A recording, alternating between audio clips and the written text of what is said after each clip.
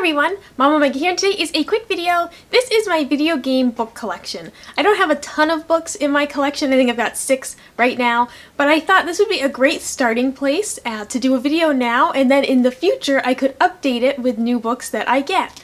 So starting off, this is an art book. So just a little explanation, I'm including art books and books about video games as well. So starting off, this is an art book for 7th Dragon 3 Code VFD. This is one of my favorite games of 2016. This is a 3DS game. I rented this game on Gamefly and I loved it so much that I had to hit keep on it.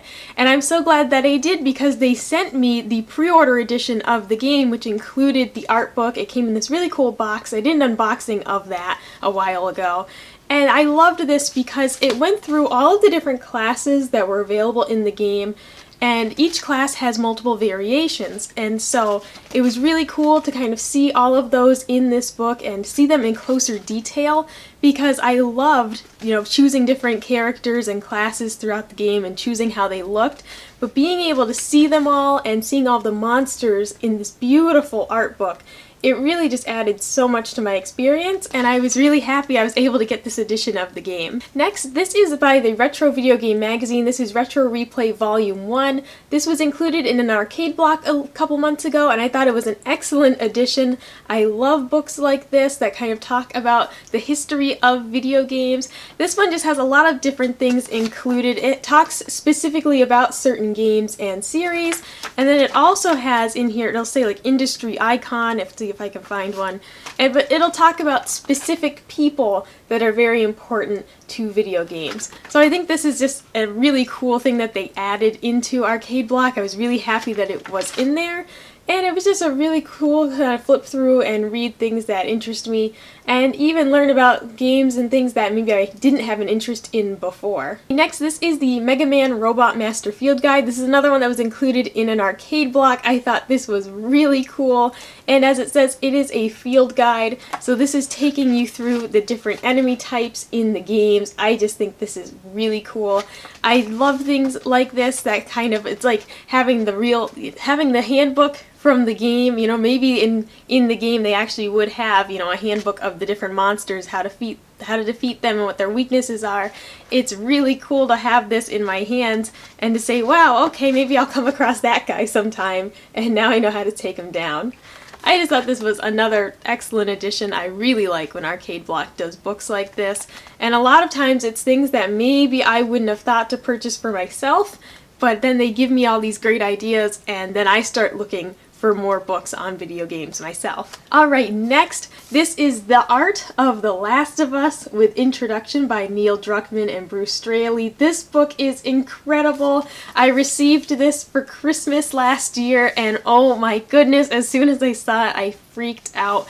I adore art books. I don't have a lot of them because a lot of times it either is included with a special edition of a game or just on their own. They can be a little bit pricey, and I wait for the price to go down. But I am now kind of interested in getting more of them. This really lit like a fire in me up. I want to get more art books. And so now I'm kind of on the hunt for art books that have gone down in price a little bit.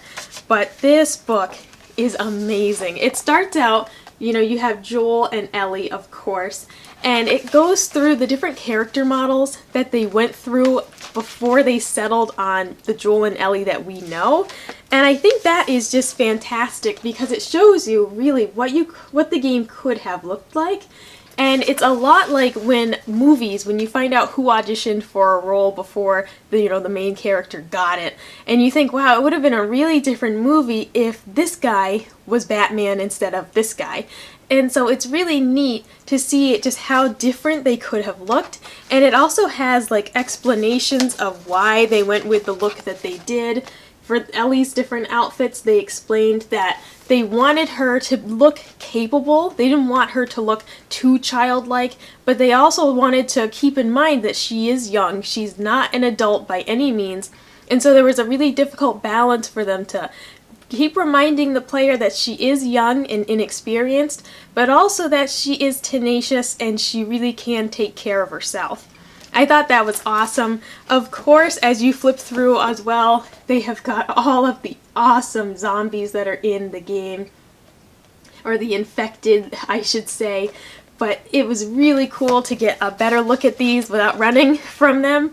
Because in reality, in games like this, the art is simply gorgeous and the character models are fantastic.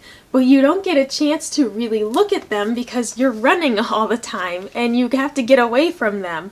So it was really neat to see even just the things of like, oh, what different enemy types do for attacks.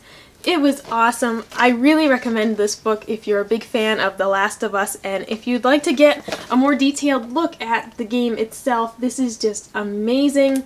And it also shows not just the monsters, but it also shows weapons, which were my favorite part of the game, if I'm being honest. The weapons really play such a huge role in this game, and I loved the trophies that centered around weapons. This game just has fantastic guns and weapons in it. If you love weapons that feel really powerful like I do, The Last of Us is an amazing game for that. And it's also that whole thing of ammo is a little bit scarce, and you do get to craft some really awesome weapons as well. So there's a lot, it's high stakes, and your weapons, you really need to make the most of them. And so being able to look in the art book and learn even more about those weapons that I loved so much was really cool. Okay, next, this is the Playing with Power NES Classics book. On the back it says, "The system that started it all. Take a nostalgic look back on 17 NES Classics." I picked this up at Target when it was on a super sale. I really wanted to get it just so I could learn more about games that I had really missed out on for the most part. I definitely was not around for these. And so it was really cool to be able to look through this, you know, see things about, you know, Shigeru Miyamoto and his inspiration for Mario and things like that. It was just really neat to look through this book and just see all the cool things about it. You know, 1990 to 94, I wasn't even born until 93, so it was really cool to see all the different games that were in this book. And this was, you know, the late period, so that was my point, was that I missed out on a lot of this. But it was really cool to look through and see how some of these games were made and the inspiration behind some of them. And lastly, this is the Uncharted 4: A Thief's End strategy guide. I picked this up at PAX East this year. If you're interested in seeing what else I picked up, I do have that video on my channel as well. But this book is spectacular. First, you open it right up and it's a map. Oh, and I should show the back of it also has that map design. But it's really cool. I love these heavy hardcover books, just like the Last of Us book. And it's a strategy guide. It's telling you, you know, kind of level by level what to do, kind of different ways to traverse each part. But it was really cool to look through, you know, especially after completing the game. And it does also include this special coin back here. I'm just going to leave it in here for now so I don't lose it. But it does definitely come out. But that was included with the special edition of the game, which included the strategy guide. And like I said, I just picked this up at PAX this year, just the book alone, and it was sealed, so it still included the coin and everything in it. But it was really cool. Just it shows you different outposts throughout the game and how to go through those. I won't show anything like spoilery, of course.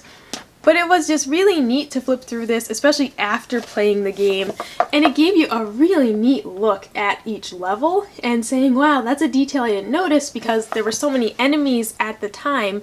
I didn't get to really appreciate the buildings and how everything looked. So looking through it now, I can really appreciate, just like the Last of Us book, I can look at the enemies and the character models and say, wow, that's really cool and really well designed. I really like how it has the highlighted like blue path of how to get through the level. It just makes you see it in a completely different way, and it's a lot of fun to look through. So that was a quick look through my video game book collection. I hope to add to it in the future. I'd love to get some of the Arkham, you know, the Batman Arkham games, some of those art books. Those are fantastic. I'd love to get one of those in my collection. Let me know in the comments below if you have any of these books, and let me know as well if you have any other art books that I didn't mention, which is your favorite one. Like, comment, and subscribe if you want to see more, and I'll see you next time. Bye!